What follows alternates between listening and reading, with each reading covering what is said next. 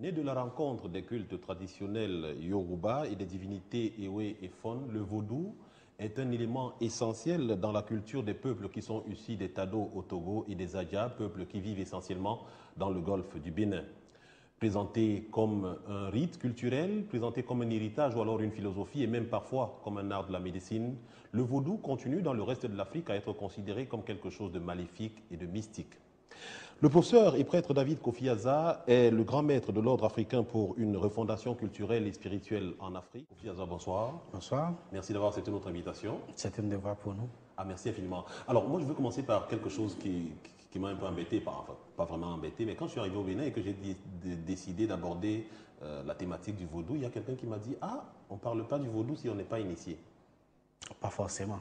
Pas forcément. Non, pas Donc, forcément. je peux parler du vaudou Bien sûr, sans bien avoir sûr. aucune crainte. Bien sûr. Alors, il y a, comme je le disais en introduisant l'émission, beaucoup de définitions du vaudou selon la partie de l'Afrique où on se trouve. En Afrique centrale, par exemple, on considère le vaudou comme étant quelque chose de mystique, de maléfique, qu'on utilise pour faire du mal. C'est quoi exactement le vaudou? Le vaudou, exactement, d'abord, nous allons repartir à l'essence même du mot.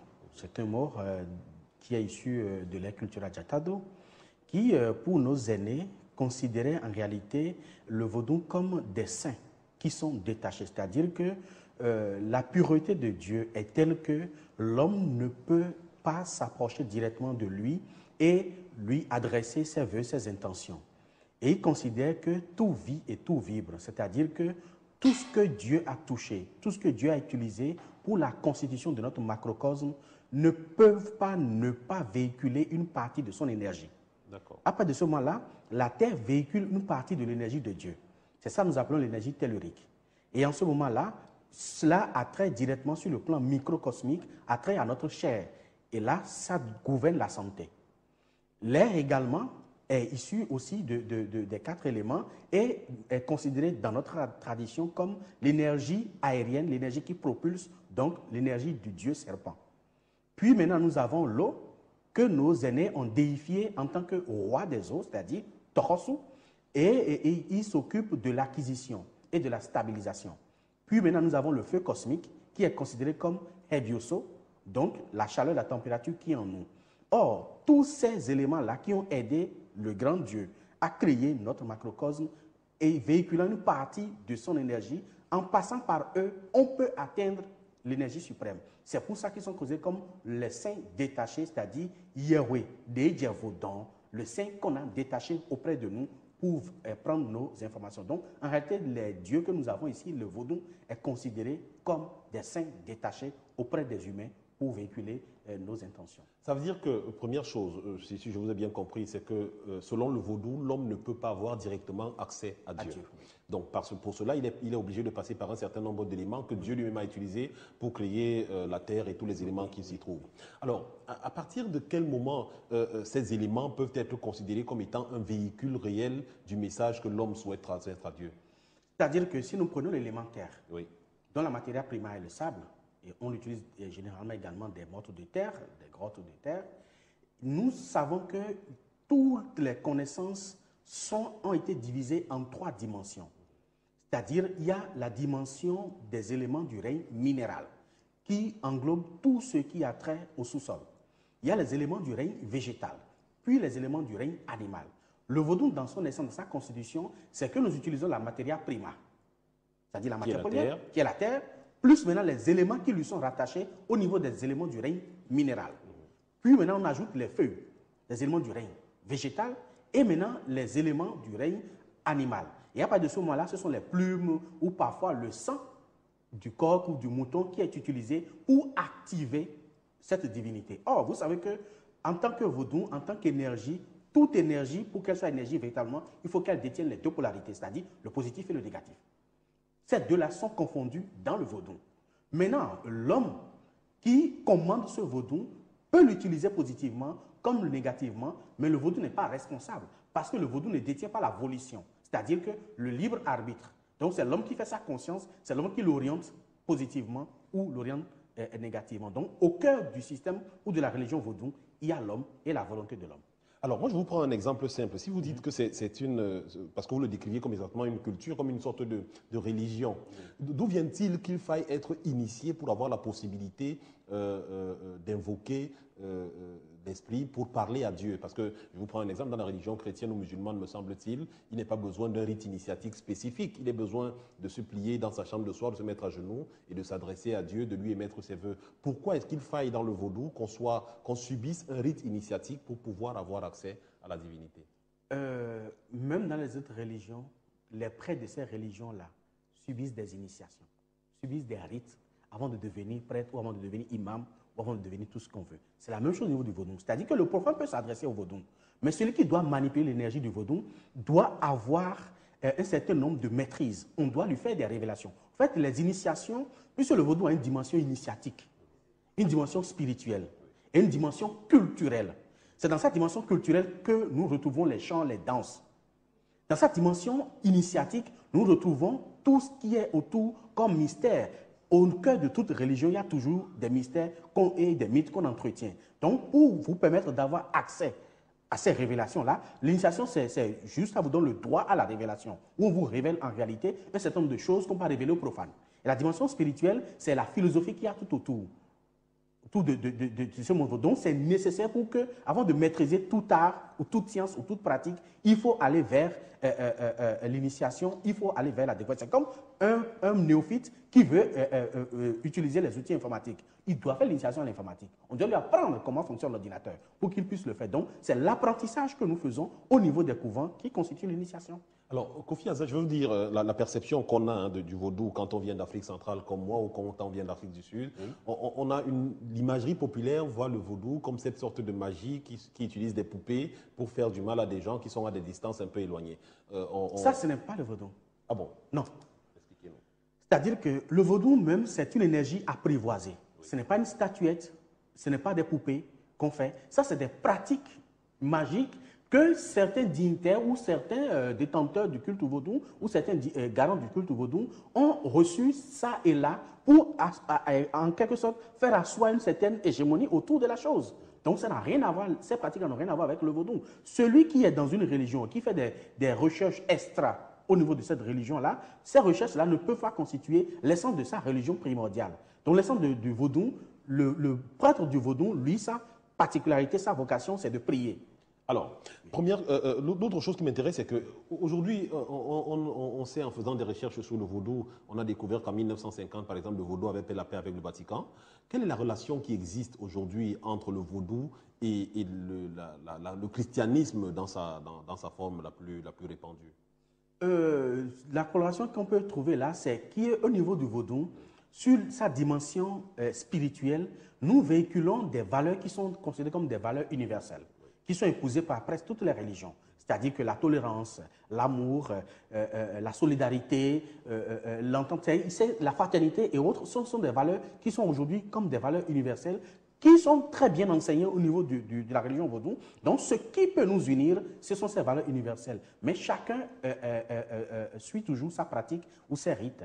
Vous parlez de pratique et de rite, on se rend compte que dans la religion chrétienne, par exemple, chez les chrétiens de manière générale, le Dieu est unique. On ne peut arriver à lui qu'en passant par l'entremise d'un seul être qui est Jésus. Oui. Et à côté de ça, on a des anges, on a l'Esprit Saint, on a pour les catholiques la Vierge Marie et pour d'autres. Or, dans le vaudou, on se rend compte qu'il y a plusieurs dieux. Il y a Ogun qui est le dieu des forgerons, il y a Sakpata qui est le dieu de la variole, donc par conséquent le dieu de la maladie, il y a Dambala qui est l'esprit de la connaissance, et ainsi de suite. Est-ce que le fait de disperser les divinités autant ne finit pas par perdre et ce n'est pas ça qui favorise que certains utilisent le vaudou pour faire du mal? Non, pas tout à fait. Contrairement à ce que beaucoup disent, vous savez, la religion vaudou a eu ce problème-là de désinformation et de manipulation à l'époque coloniale. Le vaudou est bel et bien, je confirme, une religion monothéiste. Le vaudou considère un seul Dieu, mais avec des ramifications qu'il respecte. Ce sont ces ramifications-là que nous appelons aujourd'hui les autres dieux, qui sont le Sakpata, le Gou, dont on vient de parler, le Dan, le Khebioso et autres. Ce sont des ramifications de l'être suprême. Et nous savons tous, et dans la conception du vaudou, il y a un être que nous appelons Ndemaru. Ndemaru veut dire Maru, c'est-à-dire l'être dont rien ne surpasse. Donc, lui, il est en haut là-bas, qui est considéré comme le Père céleste, c'est-à-dire le Serbolissa. Et ce Serbolissa-là, personne, aucun être humain ne peut l'atteindre. Et dans la conception de nos aînés, c'est que sa pureté et sa sainteté est si forte que nous, esprits désincarnés que nous sommes, nous ne pouvons pas l'approcher directement. Donc, nous sommes obligés de passer par ces ramifications-là, ces saints-là, qui sont détachés auprès de nous. Au niveau des autres, le justicier, qui est au niveau de la tradition, qui est appelé Rebioso, mais chez les autres, ils appellent l'archange Saint-Michel. Donc, au fait, quand vous étudiez profondément la religion du monde vaudou, vous allez voir qu'il y a des similitudes en matière de propriété, en matière de manifestation au niveau des dieux que nous avons, et également au niveau des saints, des anges et des archanges que les autres ont de l'autre côté. Donc, nous faisons la même chose, mais de diverses manières. C'est parce que chez nous, comme on a plusieurs divinités, parce que nous représentons les saints, on considère que tous ceux-là sont des dieux. Non, il y a un Dieu unique, et le prêtre du vaudou, en allant au niveau du temple du vaudou, invoque d'abord ce Dieu unique qu'il considère comme l'être dont rien ne surpasse le Mao. Si vous parlez de ce Dieu en utilisant des termes comme pureté et sainteté, d'où vient-il que le prêtre puisse l'invoquer pour faire du mal? Le prêtre n'invoque pas la sainteté pour faire le mal, n'invoque pas le lissa pour faire le mal. Le plan qui se pose, je vais vous expliquer. Vous savez que toute énergie a des particularités qui peuvent constituer des antagonismes, en quelque sorte, avec celui qui la manipule. Quand vous prenez l'énergie de Gu, par exemple, Gu, c'est le dieu du fer, ne supporte pas ce qui est excitant, tel que l'alcool, par exemple, le café, par exemple, ou l'isotonique, par exemple. Mais le mal intentionné qui va vers ce goût et lui donne de l'isotonique ou du café ou de l'alcool au nom et en lieu et place de quelqu'un d'autre, ce goût dépourvu de la volition, donc de la conscience, de la dualité, donc ne sachant pas ce qui est bien et ce qui est mal, qui fait ou qui ne fait pas, lui, il obéit à ce qu'on lui dit, va détruire la vie de l'autre dont on appelait le nom à côté. Donc c'est là. Ce qui veut dire, Kofi Aza, que contrairement chez les chrétiens où Dieu est tout-puissant, dans le vaudou, c'est les hommes qui font faire aux dieux ce qu'ils veulent. Les hommes ne font pas faire au Dieu suprême ce qu'ils veulent. Mais les saints détachés qui sont à notre niveau, dépourvus de volition, les hommes peuvent les manipuler et les manipulent. Voilà. Alors, aujourd'hui, si on vous demandait de situer le vaudou dans le contexte évolutif actuel, on se rend compte qu'on est bien d'accord. Anthropologiquement, ça a été prouvé que le vaudou est parti d'Afrique, principalement du golfe du Bénin. Oui. Et que c'est grâce à la traite négrière qu'il a pu se retrouver en Amérique du Sud, ou en Haïti, et ainsi de suite. Est-ce qu'aujourd'hui, on est sûr que la pratique du vaudou, telle qu'elle a été pensée, ou alors telle qu'elle était faite par les ancêtres ici au Bénin, est restée la même aujourd'hui que le vaudou s'est étendu partout dans le monde? J'ai eu la chance de visiter beaucoup de pays en Amérique, surtout le Brésil, la Bahia. La pratique du vaudou est restée.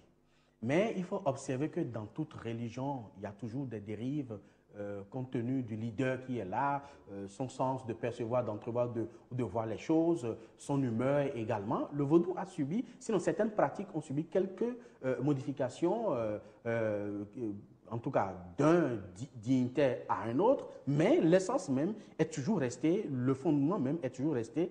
Et la mission première du vaudou, c'est d'assurer la paix, la quiétude, la tranquillité, l'évolution, le bien matériel, l'abondance pour ceux qui l'évoquent. Donc, ce principe est resté. Mais il y a des humeurs, il y a des devanciers qui l'utilisent et qui le manipulent à leur guise. Et malheureusement, il y a certaines pratiques qui restent.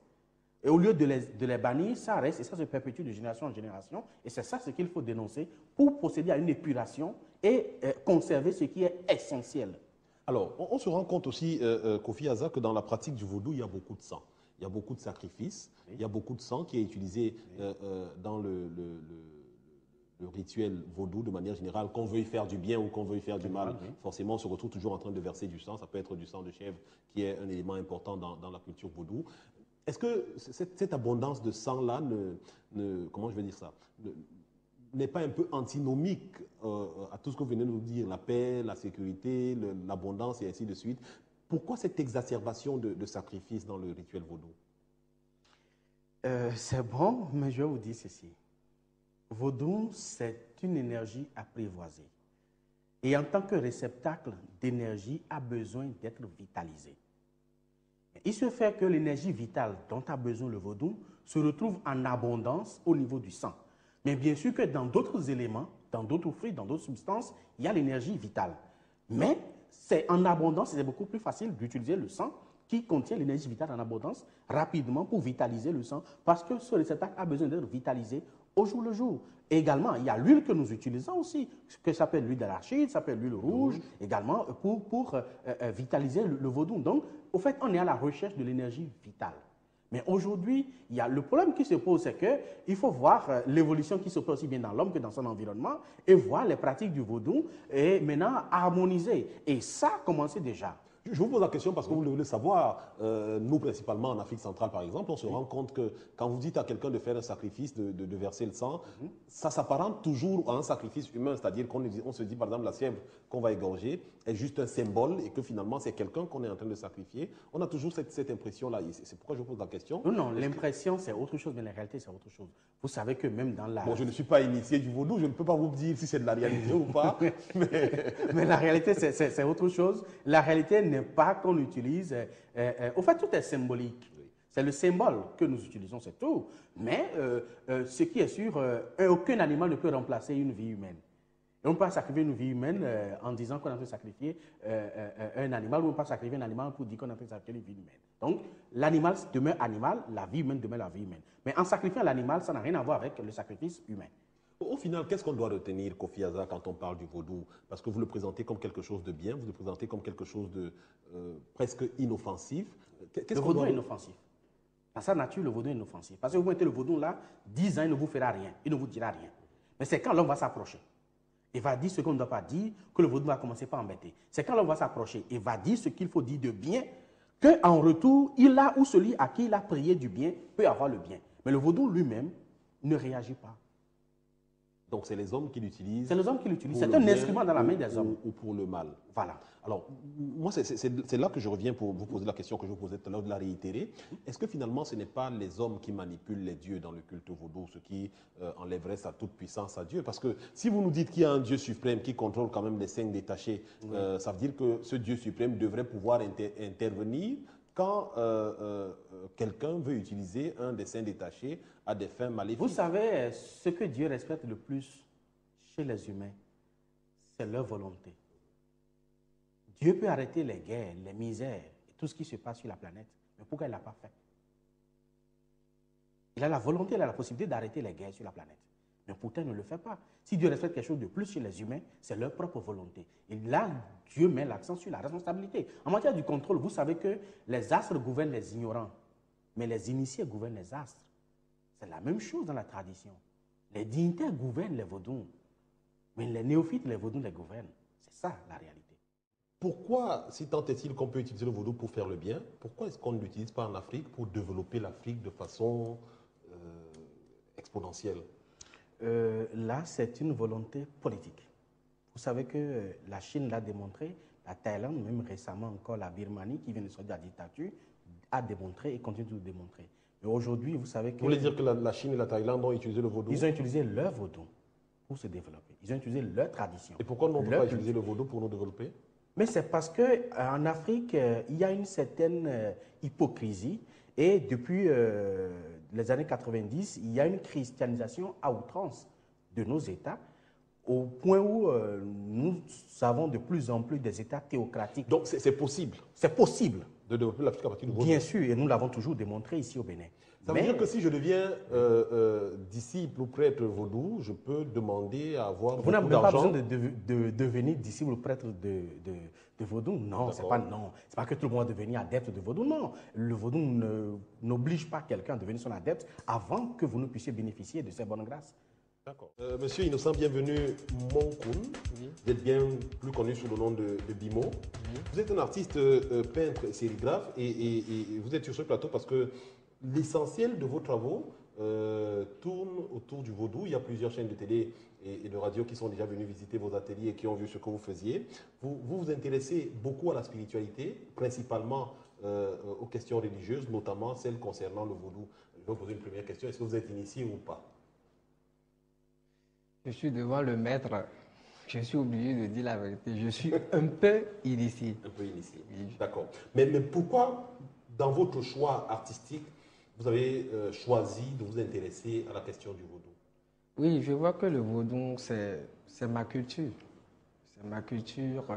Comment ça m'a donné l'imagination, l'impression de travailler. C'est que j'étais dans mon atelier et je faisais des bouteilles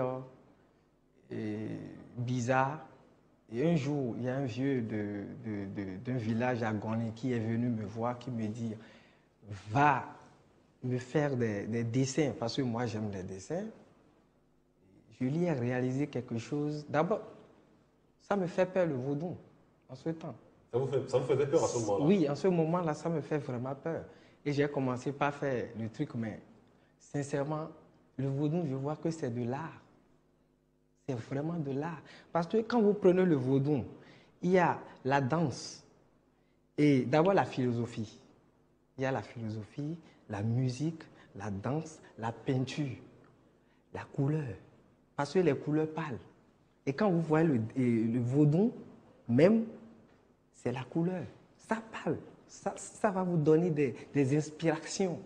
Donc moi, ça me donne des inspirations. Et bon, quand je suis allé dans le couvent, mais ce que j'ai vu, j'ai peur. J'ai vraiment peur.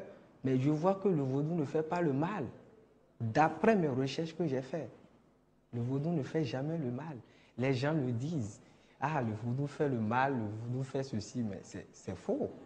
Tout à l'heure, le professeur vient de dire quelque chose. Tout à l'heure, ça m'a beaucoup attiré. C'est à propos, et on dit, le vaudou fait le mal.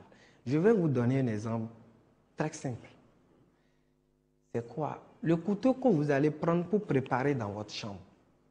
Le couteau, vous allez préparer avec votre femme. Vous préparez. Un jour, votre femme vous fait quelque chose, ça vous a fait mal, très mal. Et vous avez commencé par faire du bruit. Tu prends ce couteau, bah, tu l'as poignardé. Qui a fait le mal? C'est vous. Ah, mais ce n'est pas le couteau.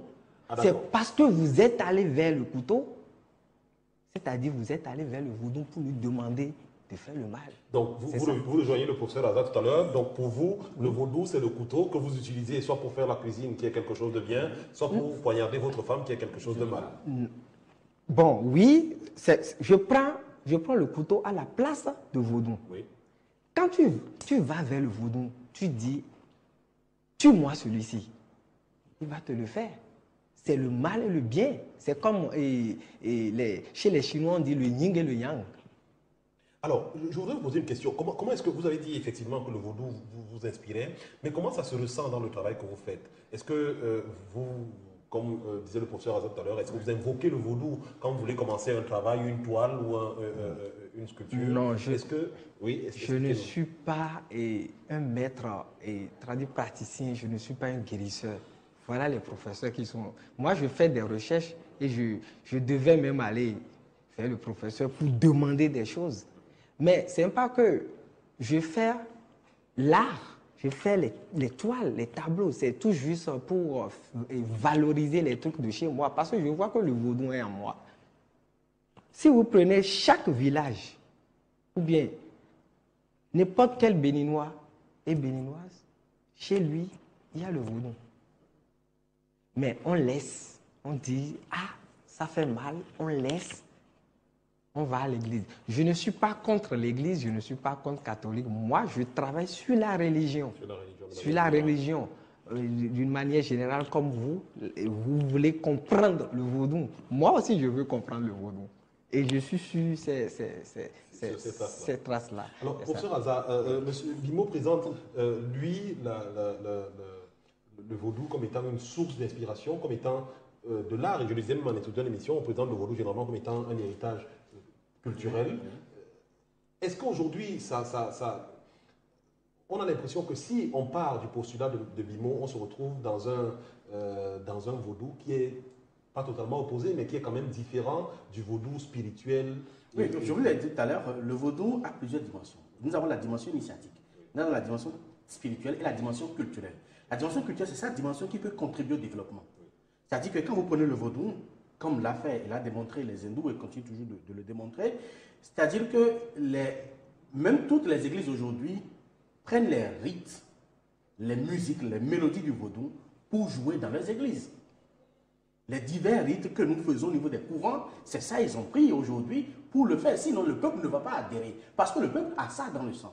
Et quand le peuple entend ça, ça les émerveille. Quand vous dites le peuple, vous parlez de quel peuple? Vous parlez de tous les peuples Je parle de tous les peuples du Mané. Parce qu'aujourd'hui, dans tout le golfe du Guinée, chaque famille se repose sur un vaudou.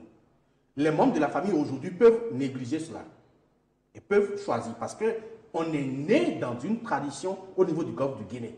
Mais on peut choisir sa religion. Or, pour nous, quitter sa religion fondamentale pour aller vers une autre religion, c'est vraiment de dire à Dieu, tu t'es trompé en me faisant naître dans cette religion.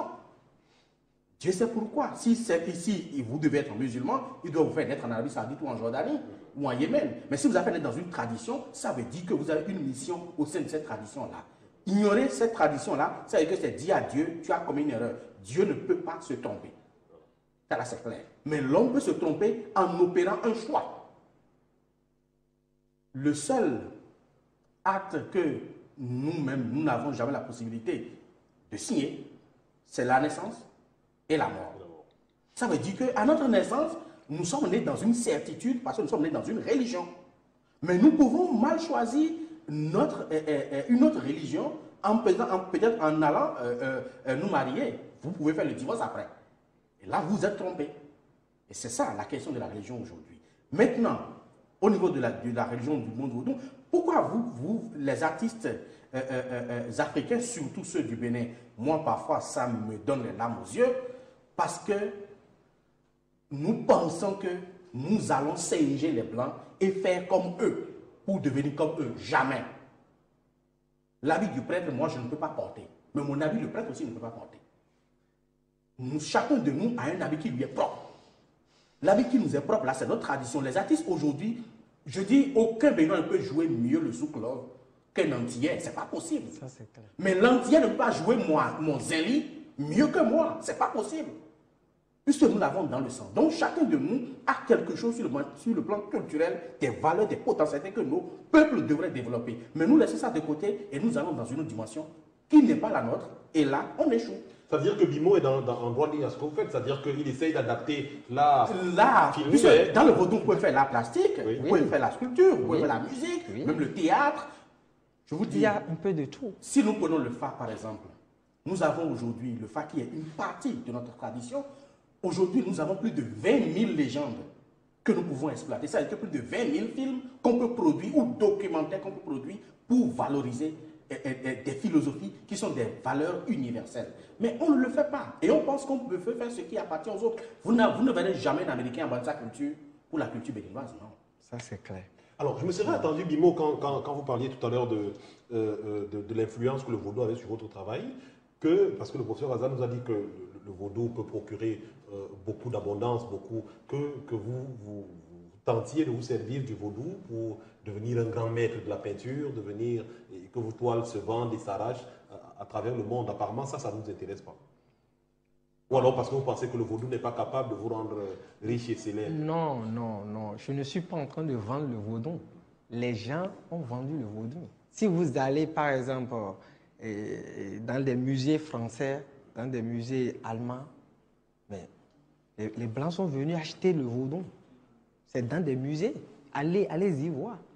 Moi, j'en ai vu à Bahia, Oui. au Brésil. Ils ont Bénin qu'on a déporté là-bas, nos assins, c'est-à-dire les reliques, Oui, ils ont des acheté. ancêtres, Oui. tout. Les Béninois ont tout vendu de l'autre côté. Oui. Les gens ont acheté ça aujourd'hui. Ils ont acheté. Pour visiter ça, c'est des dizaines de dollars que vous payez avant de visiter. Voilà. Mais tout ça là vient de chez nous, moyennant juste quelques billets, et puis c'est fini. Donc, ça va, cela démontre jusqu'où l'Africain est en train de s'acculturer, de se déraciner, de se dessoucher, de se faire du mal. Et demain, parce que vous savez aujourd'hui, les connaissances des Africains ont été exportées vers l'Occident. L'Occident s'est regroupé autour et a coupé, découpé, arigoté ces connaissances-là pour en faire des ordres, des fraternités, des associations, des ci, des ça. Et aujourd'hui, les Béninois, les Africains, courent dans ces ordres-là et payent des centaines de mille pour appartenir à ces ordres-là, dont l'essence est chez eux. est chez eux. C'est ça la réalité des choses. Donc, c'est pourquoi vous allez voir qu'aujourd'hui en Afrique, on croupit sous le poids écrasant des philosophies étrangères. Mais on ne se développe pas autant que les autres. Parce que nous ne pouvons pas utiliser la chaussure d'un autre pour bien marcher. Il faut que nous puissions retrouver notre pointure. Notre pointure à nous, c'est notre tradition. C'est notre valeur culturelle. Parce qu'au rendez-vous du Conseil des Nations, nous allons afficher quoi comme identité culturelle? On va nous reconnaître par quoi? Moi, je ne me vois pas en train d'être représenté par le hip-hop. Non, ce n'est pas ma tradition. C'est américain. Donc, il faudrait que chaque Africain se demande quelle est moi mon identité culturelle, quelle est moi mon identité réelle et dans quoi je peux me retrouver. Je ne peux pas porter la vie des autres pour me retrouver, ni pour me développer. Alors, Bimo, l'objectif quand vous vous intéressez au vaudou en faisant votre travail, l'objectif que vous poursuivez, c'est lequel? C'est juste accumuler la connaissance et comprendre ce que c'est que le vaudou? C'est juste qu'il influence votre travail et continue à être une source d'inspiration? Ou alors c'est que vous voulez accumuler un certain nombre de choses que vous allez léguer aux générations futures? Quel est l'objectif que vous poursuivez? Non. Pour moi, c'est pour valoriser. Je vais valoriser ma culture, c'est-à-dire le vaudou. Ma culture, c'est le vaudou. C'est le vaudou, sincèrement. Parce que je travaille comme, je peux dire, comme Picasso avant. Mais je dis, je me perds. Je me perds. Je me suis retrouvé, je dis, avec le vaudou, c'est un vieux, je vous ai dit tantôt que c'est un vieux qui m'a mis sur le chemin. Parce que quand vous prenez les artistes plasticiens, souvent, vous allez à Abomey, à Ouida, dans nos villages, et les couvents que vous allez voir, même avant de rentrer dans les couvents, vous allez voir des dessins qui attirent. Qui attirent les amours, voilà, comme les divinités de Mamie. Nous, les dessinateurs, nous, les peintres, c'est nous.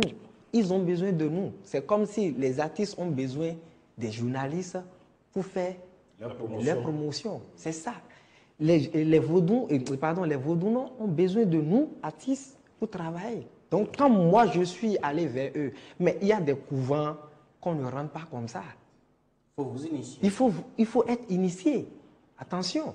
C'est pourquoi moi, et je vous disais tantôt que je suis de Ouida, d'abord, je suis initié chez moi. Je ne suis pas loin du séminaire. Attention, je suis Mokoum. Et je suis d'abord initié chez moi avant d'aller dans un autre village pour être initié, pour essayer de rentrer dans un couvent et dessiner. Mais ce n'est pas que tu rentres, quand tout ce que tu vois, c'est ça que tu vas dire. Tu fais ce qu'on te demande et tu sors. Tout à l'heure, le professeur vient de dire, il faut respecter le vaudou. C'est que, je ne sais pas, si je me rappelle bien, il dit, et quand on vous dit, chez le vaudou, c'est que quand on vous dit de ne pas faire quelque chose, tu ne le fais pas. C'est ça, c'est la loi. C'est la loi. Et si on prend ce thème, c'est-à-dire on prend le mot là, c'est que tout va bien. Le Bénin peut aller. Si on respecte la loi, c'est fini, c'est parti. Mais c'est qu'on vous dit, vous pouvez violer la loi, et vous revenez, vous confessez, et puis c'est fini. C'est fini. Ça encourage. Merci infiniment, messieurs. On arrive au terme de cette émission. C'était très intéressant. Malheureusement, le temps est parti à l'émission. On arrive à son terme. Je voulais juste poser une dernière question. Je ne sais pas si on pose ça à la télé. Comment je fais si je veux devenir initié? Eh bien, vous vous rapprochez d'un dignitaire qui vous dit les conditions. Elles ne sont pas difficiles. Non, pas du tout. Tout le problème, c'est de savoir observer le silence.